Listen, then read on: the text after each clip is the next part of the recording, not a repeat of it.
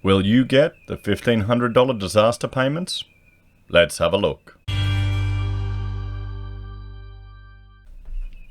Hello everyone, Florian.heise here, and welcome to another episode of HeiseSays.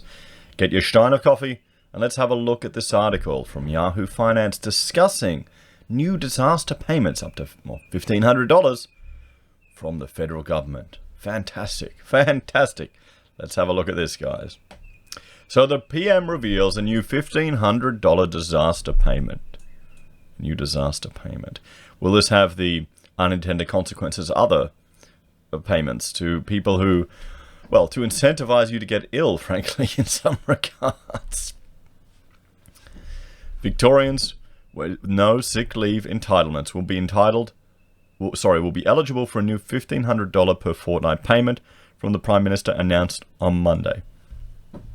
So another payment with no sick leave entitlements. Now, here's the thing. If you are casual and you don't get sick leave, you are given a loading. There is a loading to your wage, about 25% in addition. That compensates you for not getting your sick leave, for not getting your holiday pay. Now, sick leave is a part of your pay, but it disappears over time. And, well, no, it does bank up. But the issue with it is you're trusting the continued solvency of your business that you're working for to hold on to that money. You have money set aside for your sick leave. And then what if you never get sick and never use it?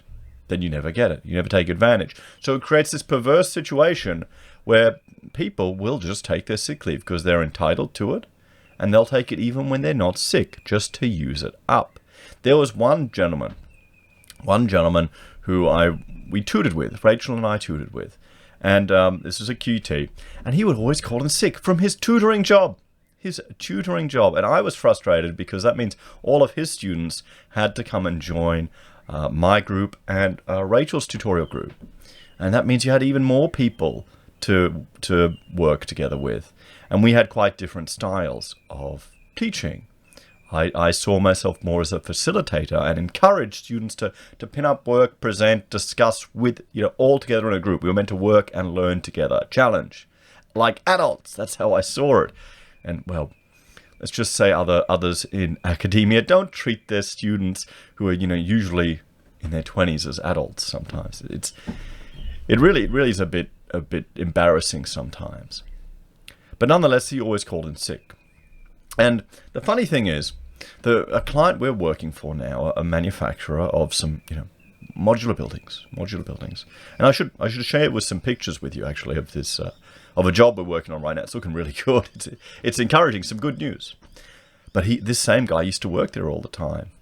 And I was talking to the lads there, saying, oh, such and such work there. Yeah, no, I don't think he likes me very much because we've done a lot of work in the modular field. So often when some of these manufacturers, their internal team or the other people can't keep up with it, they'll approach us because, I will work very hard. We'll meet impossible deadlines. So, if you've got a deadline that technically would be illegal to require your workforce to do it, you can go to an external consultant, probably a small business person, who doesn't give a damn about that and will just work to meet the deadline. It's called hard work, And, when you own the business, you just do it.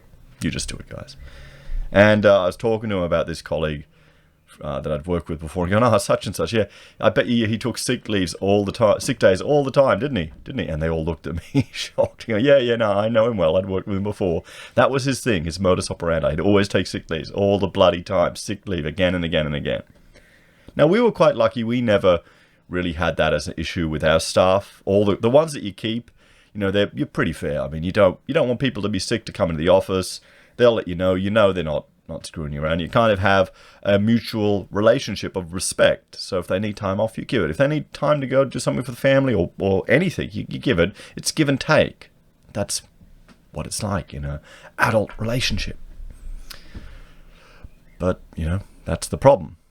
So they should receive, if they don't get sick leave, they should be receiving either they're a contractor, so they're an independent business person. Like me, I don't get sick leave. It doesn't exist. But then again, I guess I know.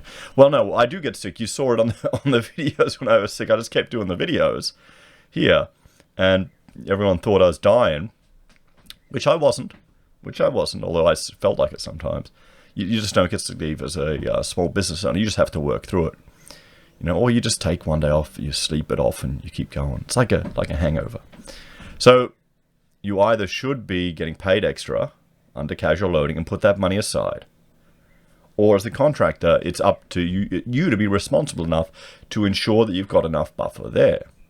But we live in a society now where no one has a buffer, no one has savings, no one has an emergency fund.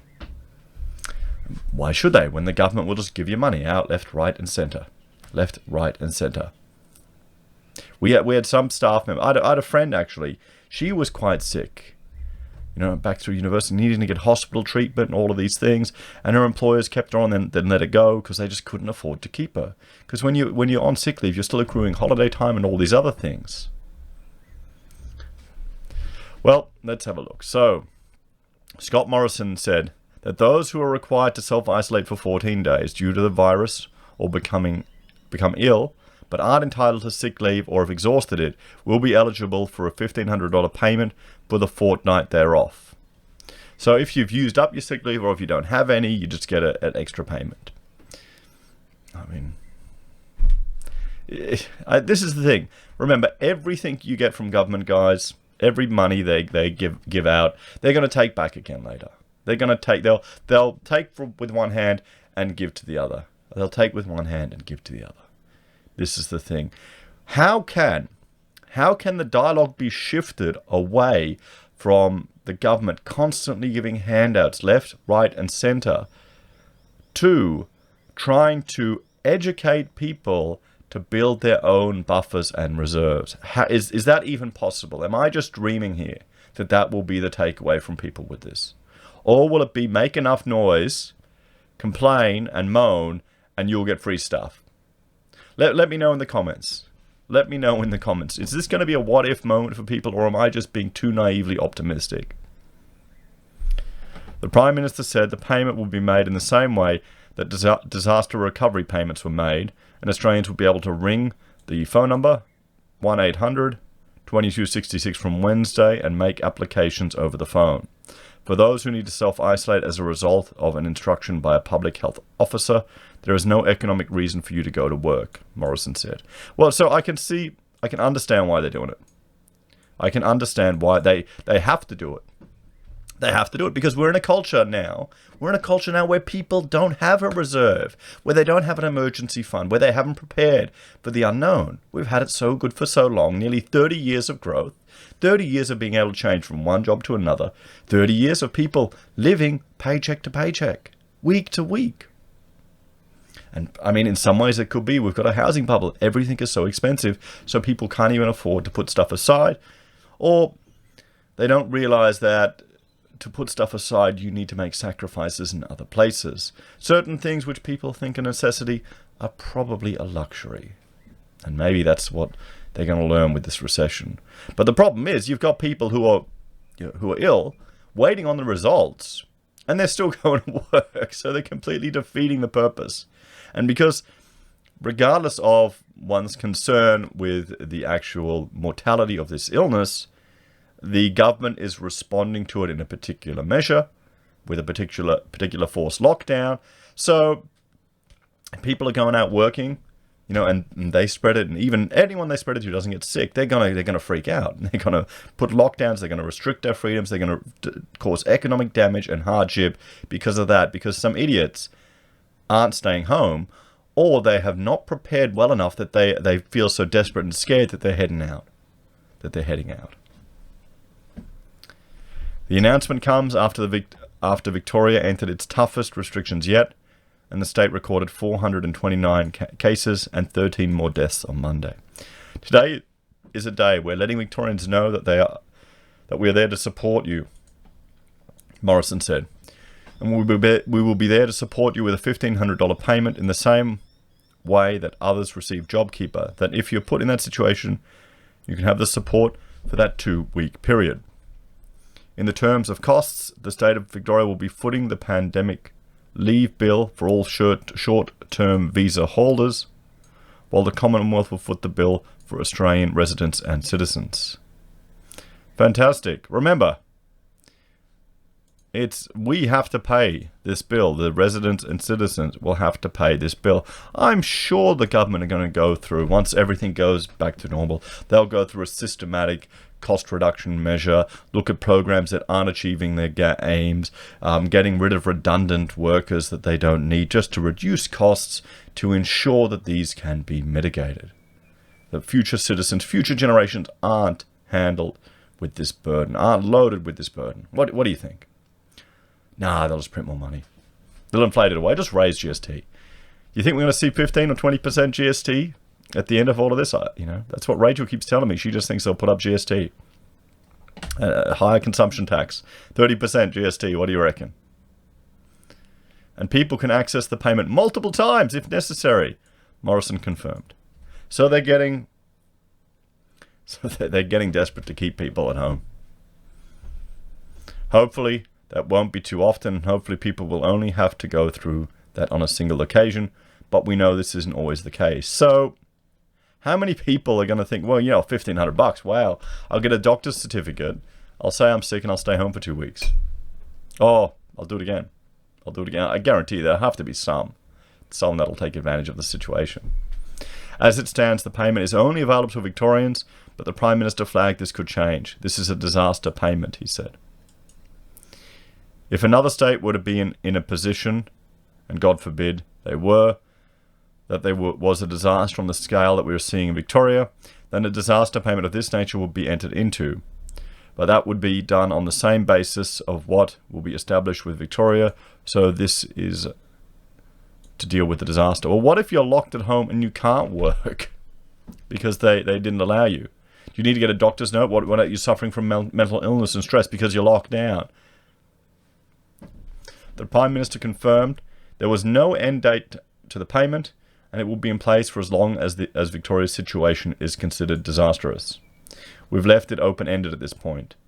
Once the pandemic disaster is, we hope, returned to the sort of situation you're seeing in other states currently, then that's when disaster payments traditionally are no longer applied. But we anticipate that this payment will be needed for some time, and it will be made available for as long as it's necessary. There we have it, guys. $1,500 disaster payments. Really, to me, this screams of a desperate attempt to stop people going out of their homes. And what do you think? You a fan of it? Or do you think it's just a sad sign that we have to resort to this? Or, are we just a afterpay, instant gratification nation and civilization that hasn't had to have emergency funds for a long time? Is that what we're seeing manifest? As always, let me know your thoughts and opinions in the comments down below. Please like, share, and subscribe to the channel. If you're a fan and want to support the content I create, there are a few ways you can. You can join the channel on YouTube or Patreon. You can support us using our affiliate links at Amazon, eBay, Independent Reserve, or Kucoin. You can buy a merch from HeiseSays, use Gold Pass from the Perth Mint, or support us via PayPal. Take care, everyone. I'll see you next time. Bye for now.